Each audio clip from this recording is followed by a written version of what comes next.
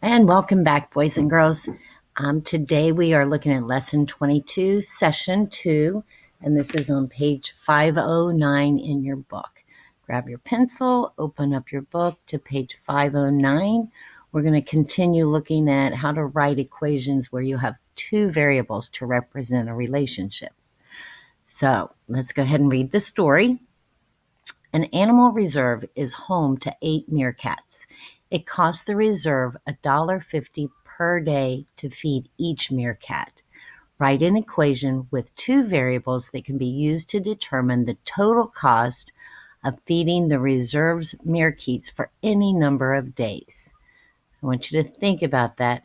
The $1.50 represents how much it costs every day to feed each of the 8 meerkats. So see if you can write an equation with two variables. So you're going to want something to represent both the cost and the number of days for the meerkats. Okay, so you could have done this in a couple of different ways. You could have thought about it as I have 8 meerkats and it costs $1.50 for each day. So that means my total cost for all of the meerkats is $12 a day. So it costs $12 per day to feed 8 meerkats. So you could have done 12 times the number of meerkats is equal to the dollars or the cost for the total amount. So that could have been one way to solve it. Another way, you could have made a table where you went here's my days, here's the cost, and this is the total cost. So if I had day 1, this is the cost for 1, $1.50, and that means I have $1.50 times 8, which is equal to 12. I could have done 2. The total cost would be $3. So that would be $3 times 8, which is 24.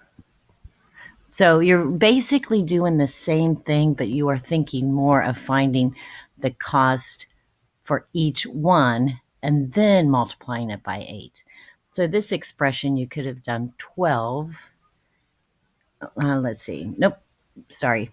Let's do the cost is equal to 12 times the number of days. So this could have been another expression. So you can write that one down. And let's continue. On the next page, here is the model similar to what I just showed you. So you could have thought about, we made our table.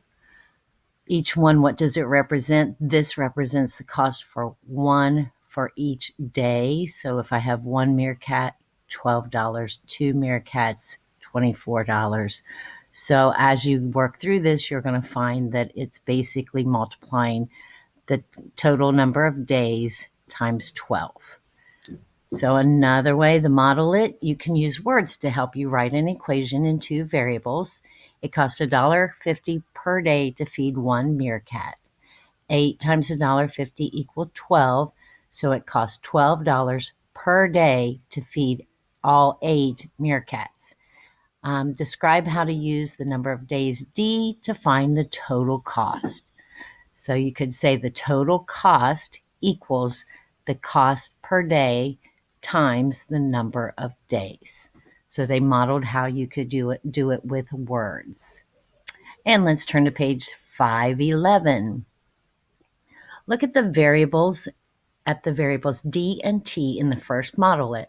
Which variable is the independent variable and which is the dependent variable? So what depends on what? So I want you to think about that. What depends on what? So in that one, let me make sure they've got D as the days and T as the total. Let's see here. Okay, So the independent variable is D, and the dependent variable is T. You want to know the total cost. It depends on the number of days. So the total, the value of T depends on the value of D. So D is the independent,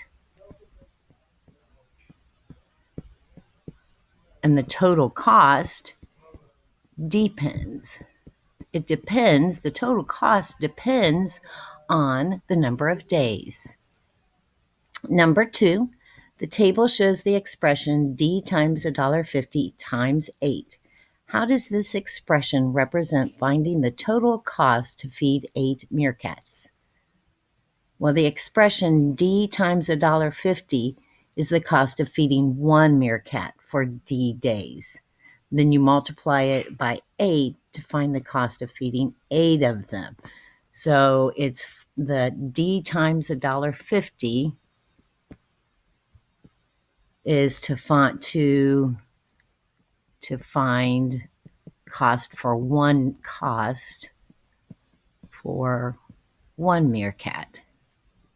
And then you would multiply it by 8 because you have 8 of them, meerkats. Okay, how is the factor 12 shown below the table related to D times $1.50 or 1 5/10 times 8? What does 12 represent in this situation? So we've got 12 is equal to $1.50 times 8, and it's the cost. It costs $12 a day to feed all 8. On number 4, look at the second modelet. What equation can you use to find the total cost of feeding the meerkats for any number of days?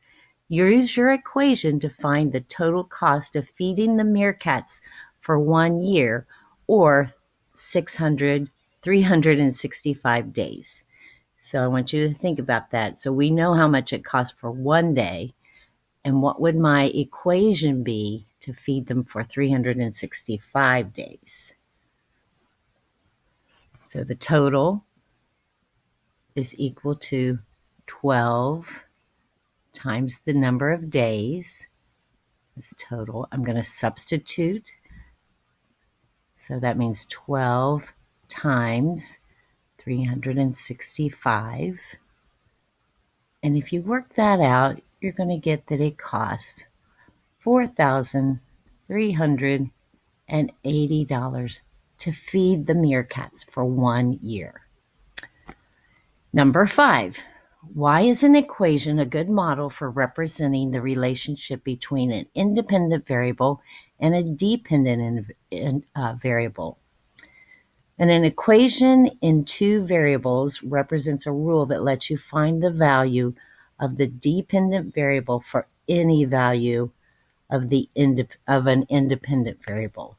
So it lets you find the value of the dependent variable for any value of the independent variable. Can find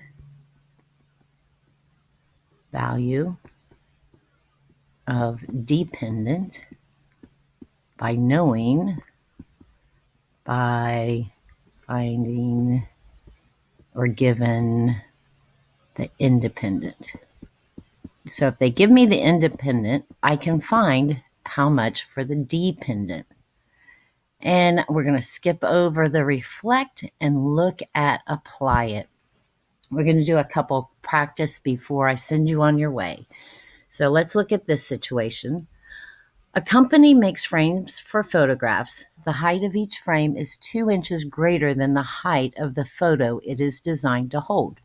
Write an equation that shows how to find the height, F, in inches of a frame designed to hold a photo with the height of P inches.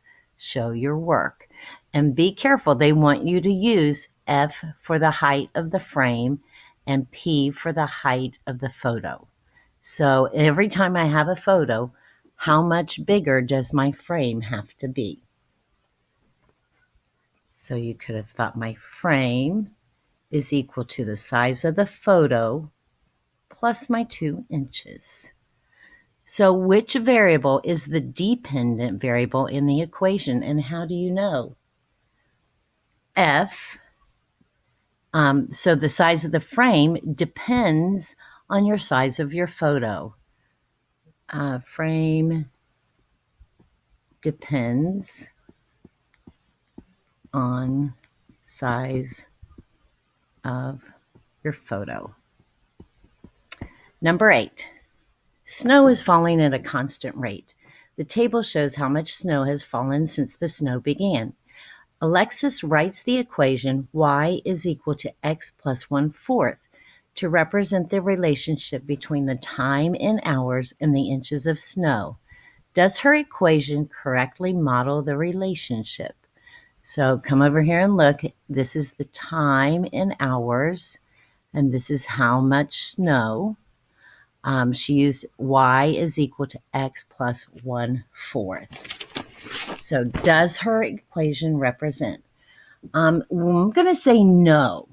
It only gives the correct value of y when x is 1. The equation should give the correct value of y for all values of x. So we're going to put no. It worked for 1, but that was it. And number 9. A company makes several sizes of phones. For each size, the ratio of the height of the screen to its width is 18:9. Write an equation that shows how to find the height in inches of any of the company's phone screens based on the screen's width in inches. Show your work. So that 18:9 is important. So we've got the width. You could do a table. The width and the height. If the width was 9, the height was 18. So that means if the width was 1, the height was 2. If the width was 2, the height would be 4. So the height is 2 times the width. And to write that as an expression, we're going to do height is equal to 2 times the width. So there's my equation. Okay, so now you are going to complete the next 2 pages, page 513 and 514 for homework.